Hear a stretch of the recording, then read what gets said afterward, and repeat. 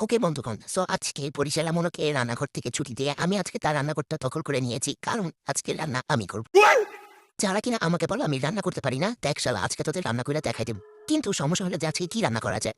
তো মনে পড়ল ফ্রিজে তো কিছু লেগ পিস ছিল চিকেন, ওটাই আমি বের করে পানিতে ভিজায় নিছি। আর দেখো এটা বরফ এখনো ছাড়ে নাই। আরে এটা বরফটা এখনো ছাড়ে নাই, এখন কি করা যায়? আরে খোল তাড়াতাড়ি খোল। আরে বরফ এখনো ছাড়েনি, খুলছে। এরপর এগুলো পানিগুলোকে ছড়িয়ে ভালোমতো ধুয়ে পরিষ্কার করে নিয়ে আসবো। নিয়ে হচ্ছে এগুলোকে এখন মাঝখান থেকে ২ সাইডে ২ ফালি করে কেটে নিব। এরপর লাগবে হচ্ছে কাঁচামরিচ। আর আমি এখানে ৬ টার মতো কাঁচামরিচ নিয়ে নিয়েছি। আর কাঁচামরিচগুলোকে অবশ্যই তোমরা ভালোমতো কুচি করে কেটে নিবা, ঠিক এইভাবে আমি যেমন করে কাটতেছি। আর কাঁচামরিচগুলোকে অবশ্যই একদম পাছা শুরু থেকে কাটবে। একদম চিকন পাছাগুলোকে শুরু থেকে কাটতে হবে। নাইলে একদমই হবে না। মানে হবে না তো হবেই না। এরপর হচ্ছে আমি এখানে কয়েকটা টমেটো আর লাল শুকনা মরিচ ভালোমতো ব্লেন্ড করে নিয়ে নিছি। এটা আমাদের পরবর্তীতে রান্নার কাজে লাগবে। আজকের রান্নাটা খুবই স্পেশাল হবে, কারণ আজকের রান্নাটা আমি করতেছি।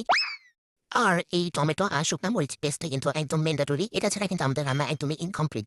আচ্ছা, এখন দেখাচ্ছি রান্না করতে কি লাগবে। প্রথমেই লাগবে হচ্ছে রসুন বাটা, পেঁয়াজ কুচি, টমেটো, শুকনা মরিচ পেস্ট, কাঁচামরিচ কুচি, চিকেন লেগ পিস। তারপর হচ্ছে আদা আর সরি এটা হচ্ছে পেঁয়াজ বাটা, পেঁয়াজ আর জিরা বাটা, সয়া সস, আদা বাটা। এটা হচ্ছে আমাদের দেশি ধনিয়া পাতা, গরম মসলা আর হচ্ছে এই যে পাউডার মসলা। তারপরে লাগবে হচ্ছে এরকম। আচ্ছা, এটা আমাদের রান্নার কোনো কাজে লাগবে না। এটা হচ্ছে আমার দাদি আমাকে দিয়ে গেছে কাটার জন্য। মানে একটা ইম্পর্টেন্ট কাজ করতে নিছি, তার মতো এসে আমাকে ডিস্টার্ব করতেছে। মানে আমার কোনো ইম্পর্টেন্স নেই। ওকে, বরিশাল মনুর ঐতিহাসিক কড়াই নিয়ে চলে এসেছি। আজকে এটাতেই রান্না করা হবে। ওকে, চুলাটা অন করে চুলার উপরে কড়াইটা বসিয়ে দিয়েছি। আর আজকের রান্না কোনো সাধারণ রান্না নয়লা। আজকে হচ্ছে অসাধারণ ব্যক্তির অসাধারণ রান্না। তো আজকে রান্না কোনো নরমাল তেল দিয়ে রান্না করা হবে না। আজকে রান্না করা হবে খাঁটি সরিষার তেল দিয়ে। তেলটা গরম হয়ে আসলে এটার মধ্যে চপ করা পেঁয়াজগুলো দিয়ে দিব। অর্ধেক দিনা না তার পুরাটাই দিয়ে দিই। এখন পেঁয়াজগুলোকে ভালো মতো নাড়তে থাকবা। এক পর্যায়ে হচ্ছে নাড়ার পর এখন কাঁচামরিচগুলো দিয়ে দিবা। দিয়ে এটাকে আবারও ভালো মতো নাড়তেই থাকবা। মানে নাড়া আর থামানো যাবে না, তোমাকে নন স্টপ নাড়তেই হবে। এখন কিছুক্ষণ নাড়ানাড়ি স্টপ করে এরপর দিতে হবে হচ্ছে কি দিব? হ্যাঁ, এরপর দিতে হবে হচ্ছে ১ চা চামচের মতো রসুন বাটা, ১ চা চামচের মতো আদা বাটা। আচ্ছা, রসুন বাটাটা মনে হয় কম হয়েছে, আরেকটু দেই। এরপর আবারও তোমাকে এটা নাড়তেই হবে।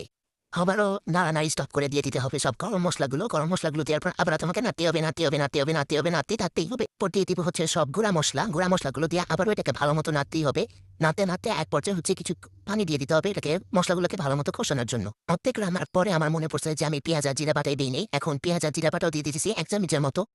দিয়ে এটাকে আবারও ভালো মতো নাড়বো। এখন হচ্ছে টমেটো আর মরিচের যে পেস্টটা আমরা রেডি করে রাখছিলাম ওইটা দিয়ে দিব। আচ্ছা, আমি চিকেনগুলা আগে না দিয়ে মসলাগুলা পানি দিয়ে কষাইতে দিছি। তোমরা আবার এই ভুল করতে যাও না।